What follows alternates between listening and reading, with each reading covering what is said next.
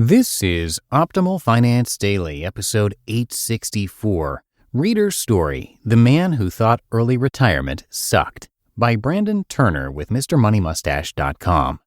And I'm Dan, I'm your host here at Optimal Finance Daily, where I read to you from some of the best personal finance blogs on the planet. And before we get to our post today, thank you to Fundrise for their support. Fundrise enables you to instantly access high-quality, high-potential private market real estate projects, from high-rises in D.C. to multifamily apartments in L.A. And each real estate project is carefully vetted and actively managed by Fundrise's team of real estate pros. Fundrise is the future of real estate investing. Visit them at fundrise.com/OFD. That's FUNDRISE.com/OFD to have your first 3 months of fees waived. For now, let's get right to our post as we start optimizing your life. Reader's Story, The Man Who Thought Early Retirement Sucked, by Brandon Turner with MrMoneyMustache.com. As occasionally happens on the weekends, I have an article from an MMM reader to share with you. I thought this one was an appropriate follow-up to my Internet Retirement Police rant. In that controversial piece, I attempted to redefine the word retirement to reflect the reality that most of us don't just simply stop doing things when we reach financial independence. I issued that new definition to battle a common complaint against the philosophy of this blog. I like working, and therefore I will never want to retire. Therefore, I will continue to spend all my money on myself as fast as I earn it forever. Without a desire for financial independence, many of the lifestyle improvements we Mustachians take for granted may never come about. This is why I maintain this focus on reduce or eliminate the need to work for money, then see where life takes you after that. So let's see what another early retiree, one who got there a few years younger than I did, has to say about life after freedom. Financial freedom kind of sucks. What happened after a young retirement? What the hell was wrong with me? I had done exactly what they all said to do. I skimped, I saved, I invested. Now, after 6 hard years of working my tail off, I was officially financially free at 26 years old. My income from my passive investments, mostly through real estate investing, eclipsed my monthly expenses, which I had minimized following a lot of the advice from guys like Mr. Money Mustache, and I was technically retired. And I was miserable. I still remember the conversation I had with my wife the day I quit my job and said, "I'll never again have to use an alarm to wake up." I thought that financial freedom was the freedom to do whatever I wanted, and I wanted sleep. I wanted to relax, to not have to work so hard, to not have to fight the man any longer. No more bosses, no more deadlines. Now, don't get me wrong, I wasn't loaded. I had simply surpassed my moderate amount of expenses with passive income. I didn't have the money to live a life of ridiculous travel or buy myself a nice yacht to cruise around the islands with, though I don't think that would make me any happier. I simply had enough money to not work anymore. In other words, I had just enough money to wait around for death. I felt like I was living at a nursing home, but without the sterile walls and bedpans.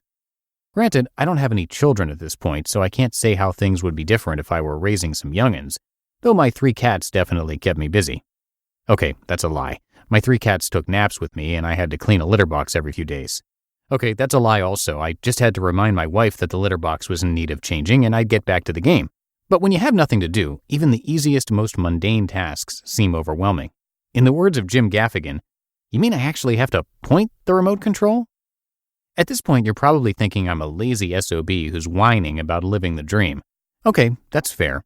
I'll still argue that the dream is more like watching an episode of a fishing show while taking sedatives. But let's move on. So, I had identified the problem. Financial freedom sucks if that's all it's about. I believe this fundamental thinking is imperative to get through our thick skulls, especially for followers of Mr. Money Mustache. If you are following the lead of the head mustachian by living below your means and curb-stomping debt, chances are it's not going to be long before you are faced with the same problem. So what should you do? Why does this even matter to you right now? Here's the deal.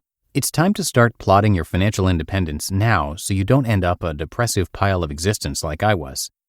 And then, let's play a quick game I just invented. Yes, I'm pretty resourceful. I call it the and then game.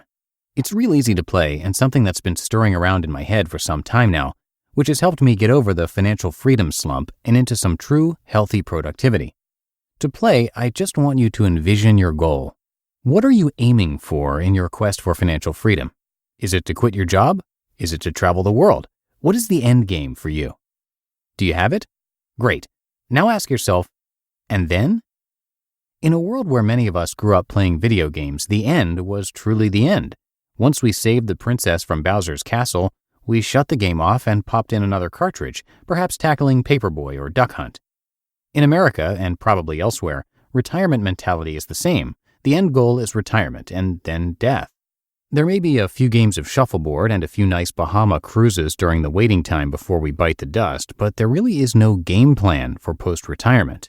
The and then game helps to change that mentality. For me, my goal was to quit my job and not have to work. And then? Well, I wouldn't need an alarm. And then? Well, I would probably need to find something to do. And then?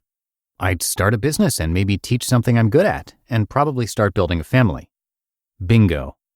For me, the and then game reveals that my goal shouldn't simply have been I want to retire. Instead, retirement to me meant building a business of something I loved to do. It also meant making babies. Woohoo! Neither of which really required me to reach financial freedom to get to. Granted, I now have the ability to devote 100% of my time to those goals, so reaching that first level of financial freedom was simply a stepping stone. So officially, I came out of retirement and started planning how I would take my real estate business to the next level while also starting a blog which led to a leadership position with the most influential real estate investing website on the planet. I now get to do everything I want, and in reality, it doesn't involve sleeping in. In fact, I wake up earlier, sleep less, have more stress, the good kind though, more deadlines, and even a boss again, and I love every second of it. That's true financial freedom. I started this article stating that, at the time, I believed financial freedom meant being able to do whatever I wanted. However, what I thought I wanted was the problem. I didn't want sleep. I wanted to build something awesome.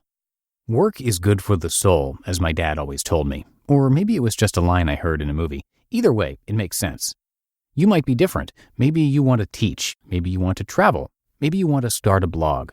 Whatever you want, I encourage you to start looking today at how you can make that happen. You don't need retirement to make financial freedom a possibility. Start right now. What's your goal? What do you really want in life? And then?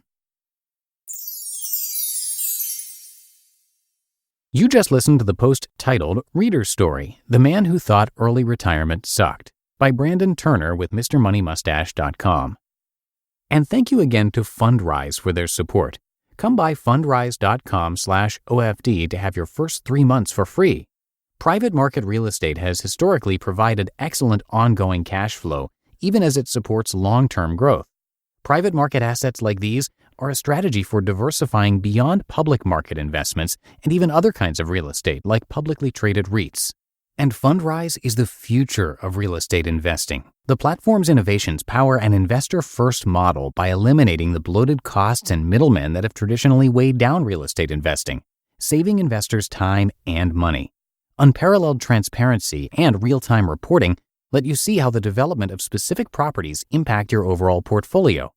Check it out. Visit fundrise.com/OFD. That's fundrise.com/OFD to have your first 3 months of fees waived. And that's it for today. Thank you so much for listening and have a great rest of your day. I'm going to see you back here tomorrow, where your optimal life awaits.